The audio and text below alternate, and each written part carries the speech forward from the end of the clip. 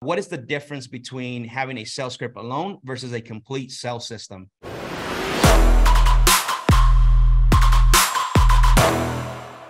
All right. So a sales script shows you what words to say, right? We all know that. The words are on the paper. It shows us what to say. A sales system shows you where to go, what to do, and what words to say. So you got the whole enchilada, right? Like we say. And so, and that's where we're going to start to separate these two. Not that one's more important than either, but like I said, I lean towards having that sales system because what we're looking for is we need to have consistency in our conversations. Right. And when you have a sales script alone, a lot of times what happens is, again, most people are checkboxy. They're just going off what's next, trying to fit, the script into the conversation when the script should be more of a guide. Right. Yep. And so again, a sales script shows you what words to say. A sales system shows you where to go, what to do, and what words to say. Okay. And I'm going to give you guys an example of what that looks like in a real world, real world example, right? That something that we use every single day, which is, I'll show you guys here, a sales script alone. The way you got to look at it is think about a sales script like a broken navigation system, right? How many of us have navigation systems in our car or in our phones now, right? Everyone should be raising their hand because we all have it. Google or Apple, right? Apple Maps or Waze or whatever the case may be. Unless you got an Obama phone, then I don't know. Unless you got the Razor phone. Maybe. Yeah. So think about it this way, right? When you have a sales script alone, it's sort of a broken navigation system. It doesn't say that the navigation system doesn't work. Now, imagine your navigation system only giving you verbal commands. Make a left turn on Main Street and then a right turn on 123 Street. Does that sound like it's a problem? Yes. It 100%. Does. Well, most people would say, okay, well, they're giving me commands, but it never gives you the mileage or time or distance. Now you got a problem. Yep. 100%. Okay. Well, where's Main Street and where's 123 Street? Yeah. Right. Yeah. So that's the way we got to look at a script. In reality, you have the paper in front of you and you're like, okay, well, I know I'm supposed to say this, but where in the conversation? Yep. And, and what we talked about when we first started this conversation is sellers are terrified. Sellers have their system based on what they hear from their family members, what they hear from their agents, what they hear from their neighbors. I mean, again, that's what they're going to throw at you. And if it doesn't fit in the checkbox script, you're going to run into some roadblocks, to have that high level conversation. Now, remember, plus there's no guidance to show you what to do or what to avoid. It only verbally gives you the left or right on the street's name, right? We know some navigation systems, they tell us, hey, you know what, there's an accident, 2 miles away, there's a better way to go, right? And what do? We go that better way, correct? 100%. Yeah. So we go that better way. So that's the way we got to think about it. That is a sales script. We got to look at the sales script alone through the lens of having a broken navigation system, which I know I wouldn't want to travel with a broken navigation system. I don't know about you. I don't want to use MapQuest. What's that? Bad boys. MapQuest. How about a Thomas guide? Am I really dating myself? So I thought you would stop and then reach back in your seat and get your map book. Get your map book. Now we're gonna look at a sales system. So we got to think about a sales system as a full functional navigation system, right? Now we're playing. What does that do, right? We know that the sales script, it's a broken navigation system. We know that it's not going to tell us, hey, in 10 minutes, you're going to arrive. In 2 miles, you got to make that left turn. So with a full functional navigation system, the system guides you turn by turn exactly where we need to go. And this is what I'm going to break this down for you guys. This is the framework, okay? We're now getting into the framework of the conversation. We're not just looking for the punchlines or we're not looking for, for the phrases, right? Yep. We're now getting into the actual framework of where do we fit those punchlines, okay? Now, what does it do? It gives us the time distance, the mileage of when to make that left turn on Main Street and then the right turn on 123 Street, which is what we want, okay? It will also tell us what we need to do in case you need to reroute for an accident or a traffic, all while giving you the street and highway names where we need to get on, right? We've got a full functioning system here now. I always tell individual people that are in this business is you don't have to copy exactly the framework that I have. You have to build one that fits you personalize it internally. You guys agree with that? Oh yeah. Absolutely. Right. Guys, you guys have been using your words for your entire life. That's your comfort zone. So we're going to give you the scripts and the know-how on how to internalize these scripts and then personalize it using your words that have worked for you for your entire life. Because as Max was talking about building that rapport, that credibility, to build credibility, you have to be genuine. Exactly. And if you're reading a script that somebody else wrote, you're not genuine. So by personalizing that script and personalizing that information, that's when you start sounding and being genuine. And that's where the trust starts to come in. Yeah, have fun with it. I tell the same dad jokes over and over and over on all of my calls. My sales team cringe, but I get the contract. Right.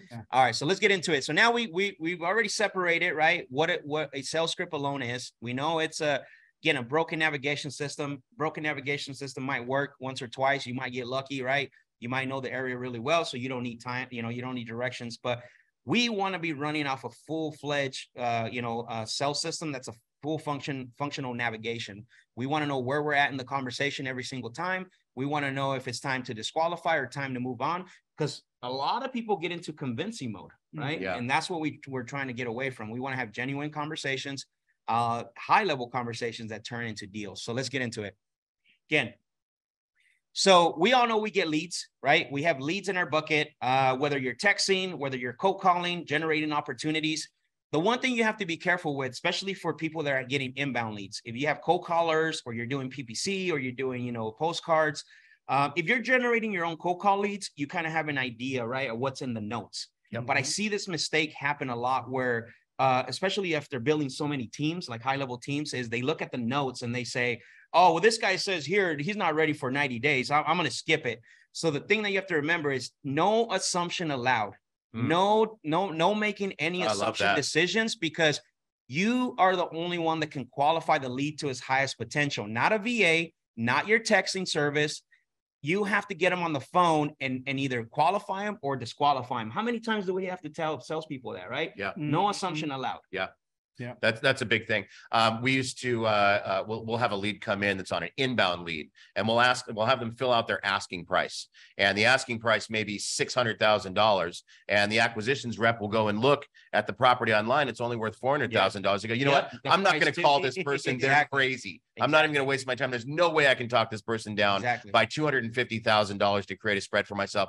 I'm going to skip it. And all they needed to be was educated. They just didn't know. This was their gut telling them 600 grand. They had no idea. They didn't talk to their cousin. They didn't look on Zillow. They didn't talk to their neighbor. They're just going off their gut. And it's your job to educate those people on where the market is. And that builds trust and credibility as well. Oh yeah. It's easy to cherry pick. And remember, it's easy to say things behind a text, and it's easy to lie to VAs that are cold calling for you. Oh yeah. You're not going to, you or your team are going to qualify these leads the way they would.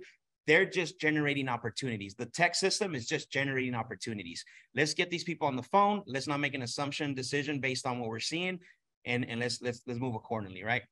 Okay. The next thing is that what I'm going to walk you through, and okay, I can see it. Well, next thing I'm going to walk you through is what I call introduction games. And so what happens when you make a phone call during the introduction, this is your moment to shine. I see so many people drop the bag and make so many mistakes. And the first mistake that we have to correct is actually calling people and asking if they're there. You can't understand like how much this irks me. And I'm going to tell you why. If I know, Matt, if I have someone's date, if I have your phone number, I have your address, right? And you're in my system, I am not going to call you and say, I'm just looking for Matt. If I know that you pick up, right? Hi, is Matt there? Yeah, is Matt there? I'm just looking for Matt, or I'm just trying to reach Matt. What is that going to make you feel like? Tell me. I'm going to be like, who is this? Anytime I get that phone call, hi, can I talk to Forrest? Yeah. I say, who is this? Right. I don't say, yeah, it's me. Hi. None of my family or friends ever say, hey, Matt. Right. There you go. Exactly. Yeah. So what do we need to do in the introduction? We need to assume the relationship. So we got assume the relationship and pattern interrupt. Every call, unless it's scheduled on the calendar, is an interruption call. I don't care if it's a cold call. I don't care if they say, call me next week. We need to instill confidence in our prospect, because remember, they only do this once or twice in their lifetime. They're terrified. When you start the call with, oh, I'm just trying to reach Matt. I'm just trying to reach Matt. I want to speak with Matt. And it's like, you've already lost trust with them from the beginning. from the beginning, right? And so we have to make sure that we are basically saying, hello, Matt, and then we give our pitch. So we want to do assume the relationship, and we want to do a pattern interrupt. Okay. Now, what happens a lot, I call this a mini transition. After you say hello, right? You say, hello, who is this? Because you're going to say that. If I'm going, hello, Matt. Yeah, who is this? Right? Yeah. So there's going to be some curiosity, right? Sure. We pattern interrupt you. So what we want to do is we want to give our pitch. And actually, we want to give our pitch. And all I'm saying is, hey, Matt, it's Max. I'm calling you because you spoke to one of my team members about selling that property over at 123 Main Street. Is that still the case? Right? Simple, concise, direct. And I'm instilling confidence that you did this. And this is why I'm calling you. 100%. Right? Same thing. If you're doing a text, right? Hey, Matt, it's Max. I'm calling you. You know, you and I talked a little bit over text. And so you said you were considering selling that property over 123 Main Street. Just want to have a little conversation with you. Love it. Right? Yep. We're not overcomplicating. We're not even telling them this call's out of the blue, which is one word that I'm not a big fan of. Because again, how many scripts have that in there? Oh, all of them. And here's the problem. You don't want to create any unnecessary objections. Write that down. Yeah. No unnecessary objections. If your script is creating more objections than actual conversations, there's two things that you need to do. Either you need to correct it or throw it in the trash. And that's just being honest. You either need to correct it or you need to throw it in the trash, because again, the calls are already difficult as it is. Let's be honest with you. Oh yeah. So if we got a script or we got something that we're following that's actually that's creating more objections than we need to, we got to correct that. Yeah, we can't even get into the good stuff, because like we're right out the gate saying, hey, you did this, and they may be like, well, no, I didn't do that. Correct. Or hey, you said this. Like, no, I didn't say that. I didn't talk to Katie on your team or whatever. Yeah. You know. Yeah. And a lot of times too, like, you know, there's a lot of scripts that say, hey, we're calling to see if you're interested in a cash offer. Well, who is not interested in a cash offer? Yeah, there's not nobody on the planet who doesn't like cash, right? Cash is king. Yeah. So who's not? So we got to change that pitch, which I'm going to get into right now. Our goal is to get into a conversation to uncover motive and timeline, and then we get into the negotiations and condition of the property, right? Especially if you have different exit strategies. So again, we got our introduction now, right? Hello, Matt. Hey, Matt, it's Max. I'm calling you because you filled out our form on our website, and I was just following through on that conversation about selling that property at 123 Main Street, right? Yep. Really simple, concise. Now you're feeling confident, like, okay, yeah, that was me that called. Now, most people will go into the conversation and start asking questions right away. Yep. Right. Tell me the condition of the property. Yeah. When's the last time you changed it? When's the last time you right? Yeah. Right. When's the last time you changed it? Straight to it. And that takes it completely out of being personal and personable into being an order taker and an interrogator. Exactly. So what do we need to do? Once I established that it is Matt, and he understood that he either talked to my team member or he confirmed that he and I were texting, or even filled out, submitted a form online. What I'm going to do, awesome. I have some very vague information. This is what I call the mini transition agreement. Have some very vague information. What I love to do today is I want to qualify your property for an offer. Boom. Not, are you interested in a cash offer? What I want to do next is I want to at the end of the call, I want to qualify your property for a cash offer. But then I'm going to take it back and I'm going to say, but in order for me to do that, I do have to ask you some questions.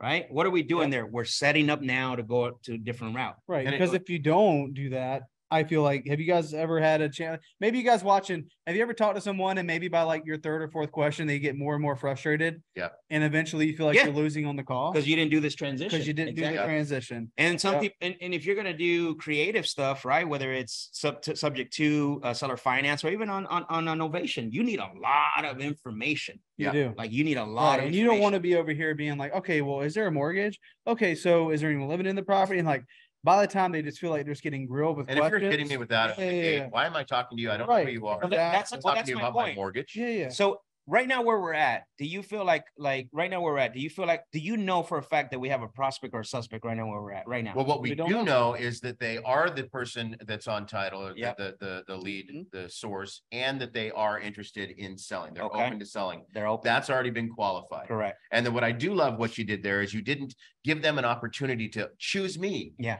We're going to qualify your property, which now we're choosing you. Exactly. It flips the script. You're not on the audition anymore. They are. Exactly. So then again, we're going to make this transition. Now there's a few things that could happen here, right? They might say no. he might say like, or he might say, yeah, go ahead. What are, you know, and here's what this looks like. And I'm sorry, I forgot to put this on the screen here so you guys can take a screenshot of this. Have a few notes, but the notes don't always tell the whole story. I'm going to ask you a few questions to fill in the gaps to see if we can qualify the property for an offer. Is that fair? So that's what we're doing after what you just said, Forrest. You know, we know it's them. We know that they confirm they own the property and they talk to us. Here's what we're doing. Yeah. All right. So now we're in transit. Now we did the whole, he's okay with asking questions. And now we're going to go into really identifying if he's a prospect by asking non-intrusive questions, non-invasive questions, because right now we don't know yet if Matt's still a prospect for us. I'm going to ask him a few questions about, hey, is this a rental property or is this your current primary residence? If he says it's a rental property, I'm going to say, okay, is it currently vacant or is it occupied? Okay, perfect. It's occupied. Are the tenants on a lease or are they month to month? I want Matt to talk. I want him to start talking to me. It's because where I'm going to go next is where I'm going to ask some more. I'm going to uncover why you want to sell, right? Mm-hmm. If he says it's a personal residence, then it's going to move a little faster because, you know, I'm just going to make a quick statement like, hey, like, let's role play this, Matt. So Matt, is this a rental property or a primary residence? So I stay here. It's my primary residence. It is your primary. So you're currently staying there with family or? It's just me and my wife. Yeah. Okay. Got it. I appreciate you sharing that. And then the next thing that I'm going to do, everyone, I am getting up front who all is going to be involved in this transaction. Who are the decision makers? Who are the decision makers? I don't say who are the decision makers, but I am going to find out by just asking this question is, Matt, by the way, when you do decide to sell this property, not necessarily to me, is there anyone else that's going to have an input on the sale of the property? Yes, I'm not the boss in my house. You know, I got to have my wife involved for sure. And I understand. So it'll be you and your wife. Mm-hmm. So is there anyone else after that you need to consult with, confide with, or speak with? No, you know, we do have she has a cousin that's a realtor, you know, so maybe if we were going to sell it, we'd probably go through her, but we're not really sure. I want everybody to take note what he just said right now, because we're going to go the negative side, because 8 out of 10 calls go the opposite. They don't go perfect like this. I want everybody to remember this position, what he just said. He said, we have a realtor. He threw that out there. We have to pay attention to family member realtor. Okay? Family member realtor. Okay. Now, that's how I find out anybody that has an input, right? Yep. Yeah, we're tackling that. Important. Don't wait till the end. Yeah. Don't wait till the end for that one. Exactly. However, that's the perfect scenario, right? We go into questioning games, but we know a lot of not 8 out of 10 calls are not gonna go perfect. I'm telling you this right now. This is why earlier when we were talking about why are people scared to get on the phone, because they're not prepared for this. You're gonna get sellers that will cooperate with you in the introduction. You're gonna get sellers that cooperate in your pitch. But once you start to get into the conversation, they're going to use wishy-washy words. I have a realtor, and if I decide to go that way, it's my family member, right? Ding, ding, ding, ding. I'm going off. There's a couple of things that are going off on my side, right? Here we go. Not in a hurry. Maybe. I think so. We'll see. Yep. These are what I call wishy-washy words.